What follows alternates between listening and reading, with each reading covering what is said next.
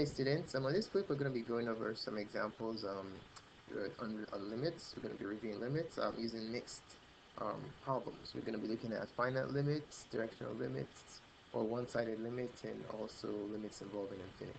All right. So let's go ahead and take a look at the following examples. So start with number one. Number one, we're going to find the limit as x approaches 9 of the square root of x plus the square root of x. Okay, so this is a function involving a radical, but we don't have an issue here because we don't have any denominators and we're not plugging in negative numbers. So what we do is simply just substitute and see what happens. Okay, so I'm going to substitute the 9 for the x's. So this limit is going to become the square root of 9 plus root 9. Okay, that becomes the square root of 9. Root 9 is 3. You're going to have root 12.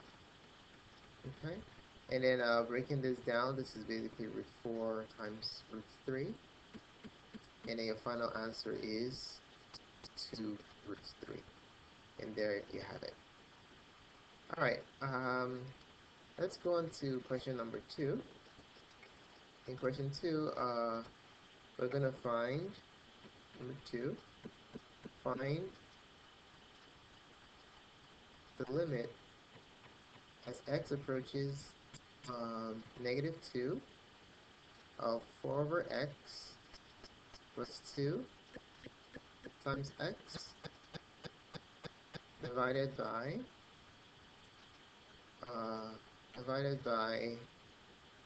x plus 2 times x. Alright?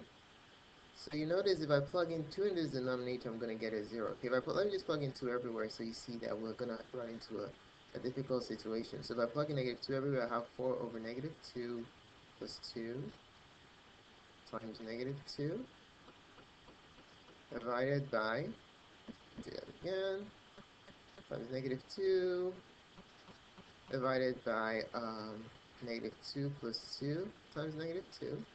If you look here, this is going to become 0, right? And then you're going to have a situation where you have a 0 on the bottom. Alright, so let me just work it out for you to see. So you have, this is negative 2 plus 2, so you're going to have 0 times negative 2 over, you're going to have 0 here times negative 2. So this is undefined. So what we have to do is we have to simplify this in a different way and see if we can find out what the actual limit is. All right, there might be a removable discontinuity here, which does not imply that the limit does not exist. So let's see if there's a removable discontinuity, remove it, and then we'll be able to compute the limits. All right, so what I'm going to do, I'm going to distribute this x up here to the numerator, distribute the x to this and then to that, and then we're going to have, it's going to become the limit as x approaches negative 2 of 4x over x plus 2x. Let's leave the denominator alone, okay? Times x plus 2 times x. Alright, so let's take a look at the top. You notice that I can reduce this. This x and this x can cancel out. So this x goes here 1, this x goes here 1. So we're going to have the limit as x approaches negative 2 of 4 plus 2x over x plus 2 times x. Now we're going to now use the commutative property of addition. So we're going to rewrite this, can switch it around to the limit as x approaches negative 2 of 2x plus 4 over x plus 2 times x. Now I can factor out a 2 from the numerator, right? So I have the limit as x approaches negative 2 of 2 times x plus 2 over x plus 2 over x. So you notice that there's a removable discontinuity at negative 2. So these two can cancel out, thus addressing that problem. So if we eliminate this discontinuity, x plus 2 goes here once, x plus 2 goes here once. We're going to be left with the limit the limit as x approaches -2 of 2 over x. Now we can make a substitution without any problems, okay? When making the substitution, we have 2 over -2. 2 over -2 is -1. And there goes your final answer. All right, let's move on to question number 3. Question 3, we're going to find,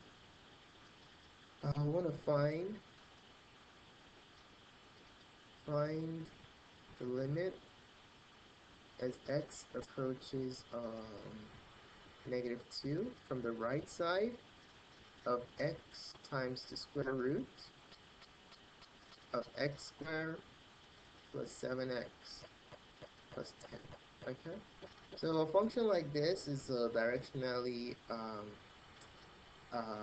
it doesn't depend on, is directionally independent regardless of if you're coming from the left or the right. There's any sign change happening here, so this isn't that technical like a problem involving discontinuities or absolute value functions. So what we're going to look here, we're just simply going to plug in -2 into everything. Hopefully it works out. Okay, so plugging in -2 into everything, we're going to have substituting -2 times the square root of -2 squared plus 7 times -2 plus 10.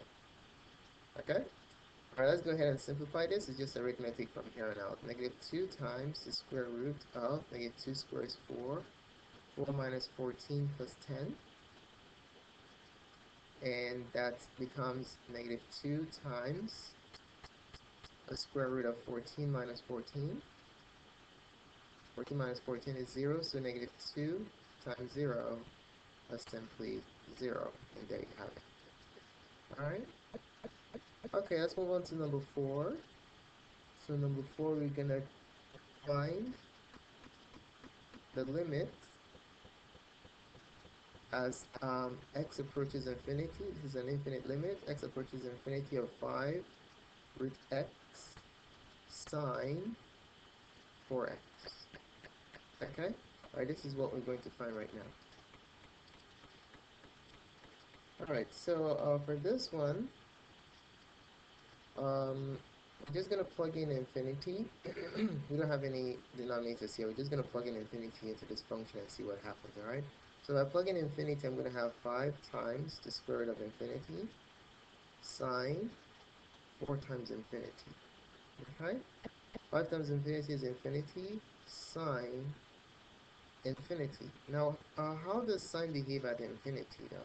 If you consider the function, how the graph of sine behaves, that will give us insight into the answer to the question. So sine basically oscillates between 1 and -1 forever.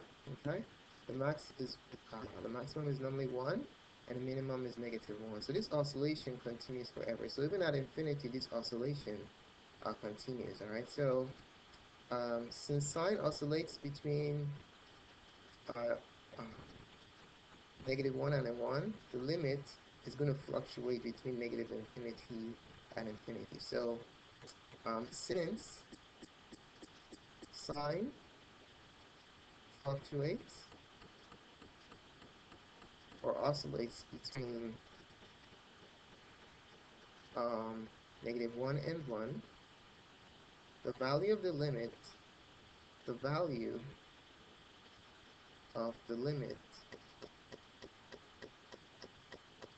will fluctuates between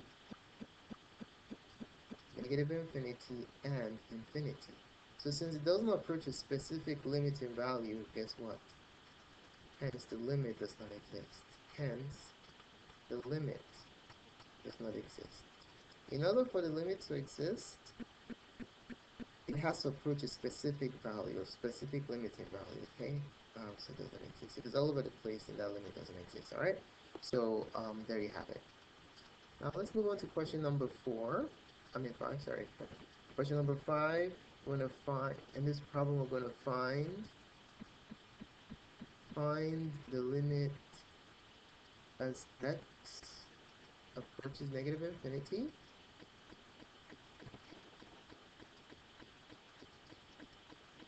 of of, let's see, x squared times x plus 5 times 2x minus 3 divided by the square root of no, square root of x to the fourth times x to the fourth plus 3. Alright, so yeah, let's take a look at this problem. So this is a limit involving infinity. So in this case, we're going to use a strategy where we'll try and eliminate the powers in the denominator, the biggest powers in the denominator. So what we're going to do first is let's expand the top and the bottom as much as possible. Then I'll identify the biggest degree in the denominator, and I'll multiply the top and the bottom by that. All right. So on the top, I'm going to distribute this these two together. So I'll have x squared times 2x squared minus 3x plus 10x minus 15, and then that whole thing divided by the square root of x to the 8, because you just add the powers when you're doing exponents. So x to the 8 plus 3x to the 4th. All right. Okay, so let's do this. So in this one, we just distribute the top just one more, so we have a last polynomial. I can combine these two to 7x, right? So we have x squared times 2x squared plus 7x minus 15 divided by the square root of x to the 8 plus 3x to the 4th. Right, and then I distribute x squared on the top. Let me just bring back the limit. The limit as x approaches negative infinity of 2x to the 4th plus 7x to the 3rd minus 15x squared. Alright, and then that divided by the square root of x to the 8 plus 3x to the 4th. Alright, so now let's see. The biggest part of the denominator is the square root of x to the 8, so I'm going to multiply by that. Alright, the biggest power in the denominator. So let's write out a real quick remark. The biggest power in the denominator is the square root of x to the 8th. Okay, we're going to take the square root along with it, so it's basically x to the 4th. Because if you take the root, you basically dividing the power by 2, so you get x to the 4th. Alright, so I'm going to multiply, I'm going to divide top and bottom by x to the 4th, or to make it easier, I'll multiply the numerator and denominator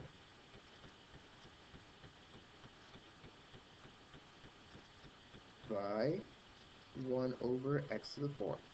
Okay, so let's go ahead and do that. So I'm going to have the limit as x approaches negative infinity of 2x to the 4th plus 7x to the 3rd minus 15x squared. That whole thing divided by the square root of x to the 8th plus 3x to the 4th. And I'm going to multiply the top by 1 over x to the 4th. That's the biggest power in the denominator. And then on the bottom by 1 over x to the 4th. Let me write this in a different color so it's obvious what I'm doing. So in blue, so top 1 over x to the 4th, and in the denominator 1 over x to the 4th. Alright, so when I make the distribution on the top, I'm going to have a limit as x approaches negative infinity of 2x to the 4th over x to the 4th. That's the first distribution, plus 7x to the 3rd over x to the 4th minus 15x squared over x to the 4th. Alright, that whole thing divided by, now when the bottom is kind of a little bit so complicated to do, so we got to be really careful there. So um, I want to multiply 1 over x to the fourth into this radical expression right here. So how on earth can we do that? Well, in order to do that, I have to express 1 over x to the fourth as a radical. Alright, so how the square root of what is going to give me 1 over x to the fourth? In order to express this as a radical, all I'll just do is I'm just going to square it. 1 over x to the fourth, I'm going to square that, okay? So when I square it, it tells me what I can root to get 1 over x to the fourth. So when I square it, I get 1 squared over x to the 8th. Alright, 1 over x to the 8th. So that's basically what's going to be going into the denominator. So 1 over x to the 8th. So what does this tell me? It tells me that the square root of 1 over x to the 8th is equal to 1 over x to the 4th. Okay? That's 8 right there. So I can replace 1 over x to the 4th with the square root, and then I'll be able to distribute it. Alright, so let me show you what I'm talking about in a minute. So limit as x approaches negative infinity. The top part is easy. Just divide straight up. So on the top part, you're going to have simply 2 plus 7 over x minus 15 over x squared.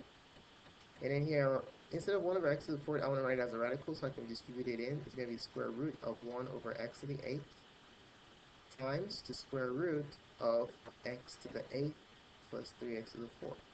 Now, since you have a radical and a radical, I can just combine the radicals and distribute this into everything, okay? So it's going to become the limit as x approaches negative infinity of 2 plus 7 over x minus 15 over x squared. I'm showing a lot of steps here so that you can really understand what's going on, alright? So if this is too slow for you, you can really skip all the steps and, do it in your head, alright? So times 1 over x to the 8th.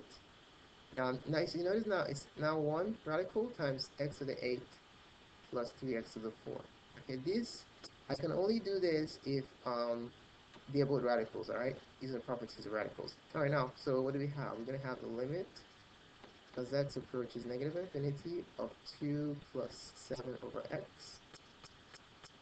minus 15 over x squared divided by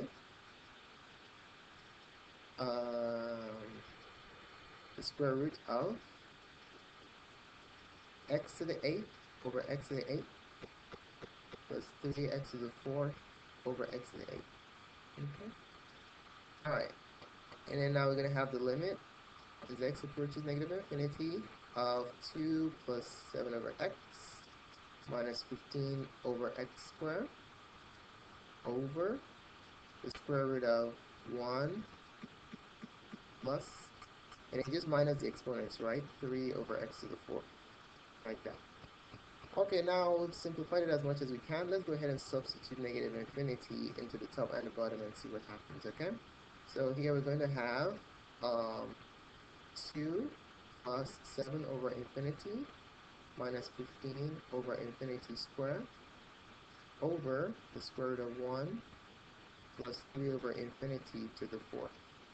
Okay, so using your algebras of infinity, you know that you're going to have 2 plus 7 over infinity is just 0, minus 15, a constant number over infinity, the whole number collapses to 0, divided by the square root of 1, plus 3 over infinity to the 4th is just 3 over infinity, which is just 0. Okay, remember, if you have a fixed number divided by infinity, it always collapses to 0. Alright, and if you have infinity divided by a fixed number, it always goes to infinity. Okay, so just keep that in mind. That's what I'm doing here. So this one is 0 because you have infinities in the bottom, and then this one is 0 because you have infinity in the bottom, and this is 0 because you have infinity in the bottom. So your final answer is going to be 2 divided by the square root of 1, which is 2 over 1, and the answer is 2. Okay, so there you have it. Now let's move along to question, which one did I just do? I just did number 5. Okay, let's move along to question number 6. So for question 6, we're going to find, number 6, find the limit as x approaches 3 of x squared minus 9 divided by x to the third minus 27. Okay? So if I plug in 3 into the top and the bottom, I'm going to have 3 squared minus 9 over 3 cubed minus 27. This is going to give me 9 minus 9 over 27 minus 27, which equals 0 over 0, which is undefined. That's no good. So let's see, is there a removable discontinuity here that I can take out that will enable me to find the actual limit? I don't know. How about we just factor the numerator and the denominator, okay? So we factor the numerator and the denominator, we just need 2 factoring tricks, okay? Remember from algebra that a squared minus b squared, difference of squares formula is a plus b times a minus b. And a cubed minus b cubed is a minus b times a squared plus ab plus b squared. Okay, so this information I'm going to use to factor the top and the bottom. Alright, so we're going to have the limit as x approaches 3 of x plus 3 times x minus 3 divided by, and on the bottom we're going to have x minus 3 times a squared is x squared plus 3x plus 9. Okay, I just used a for the bottom. I used a to be the square root of x to the third, which is x.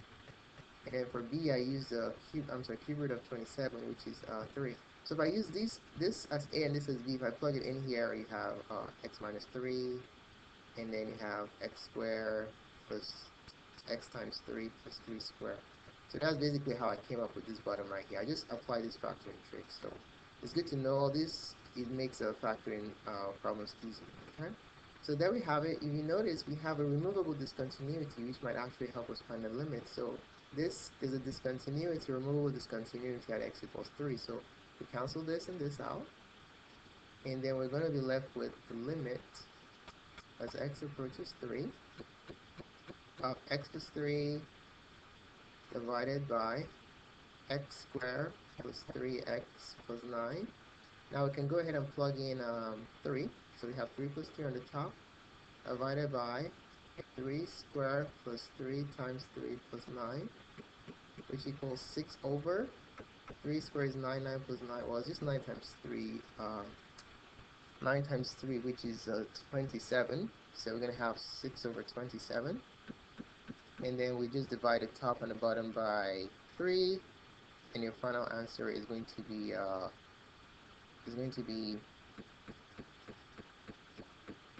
2 over 9. Alright, so there goes your limit right there. Okay, now let's go over one more example. Example number what number is this? This is 5, 6, 7. Example 7. Alright, so for number 7, we're going to attempt to find the limit as x approaches 2 from the right side of 6 minus 3x over the absolute value of x minus 2. Okay? Alright, so anytime you have absolute value in a direction, you have to be really careful. Alright, so if you have an absolute value centered around x minus 2, the break is going to happen at the opposite of what's next to the absolute value. So where does the break happen? It happens right here. We have x minus 2 equals 0. So to solve it, x equals 2. So if you come in, if you're approaching 2 from the left, just 2 from the there, you're going to have negative. It's going to be negative. And if you're approaching 2 from the right, if you're approaching 2 from the right side, which is 2, which is what applies to this problem because you have a plus right here, your sign is going to be positive, okay? So keep that in mind. Alright, so if I want to redo this, considering this direction right here, this problem is simply going to be the limit at x approaches 2 from the right of, let me switch this around, this is going to be negative 3x plus 6 divided by plus or minus x minus 2. See that? that becomes the limit as x approaches. Now, you notice there's ambivalence here, there's a duality here, plus or minus, so what sign are we taking? Since we're coming from the right, positive, we're going to just keep the plus, okay, plus x minus 2. And on the top, I can factor out negative 3. If I factor out negative 3, this becomes x minus 2. You notice I didn't put any direction here? The reason is because I just matched, I matched this direction with this. Alright, so since I'm dumping the minus, I might as well just forget about the direction. So it's not directionally neutral because I'm just selecting the right side, because from the right is positive, okay? So we're going to have, oh wow, see this? There's removable discontinuity here. This and this cancel out.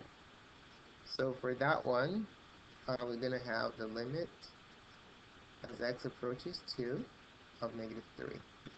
Now this is independent of where x goes, so your final answer is negative 3. Alright? Okay, thanks so much for paying attention to this presentation.